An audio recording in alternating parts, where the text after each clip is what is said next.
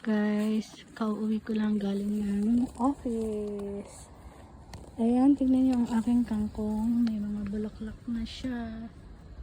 Pwede ko na yung ipangsigang. Ayan. Ang papayat ng kangkong na to. Hindi ito yung dati kong tanim, ba? Matataba yung dati sa Philippines. Itong papayat niya, oh. Pero may bulaklak na siya. May bulaklak pala yung kangkong. Tapos, ayan, ang aking mga siksik liglig na papaya. Ang dami kong puno ng papaya. Sana magbunga. Kahit isa. Ito namang aking gabi. Hindi ko makuha-kuha kasi takot ako sa uod. Bulate. May bulate kasi. Ay, malalaki na. Oo, meron na. Nakalitaw na siya. Pero, maliit-liit pa yan. Palalakihin ko pa yan. Oh, ang dami-dami kong papaya.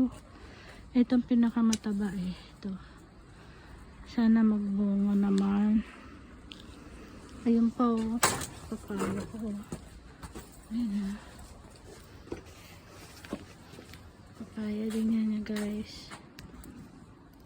Ayan. Subscribe my YouTube channel, Pinay Wife Life in Japan. Support my page please.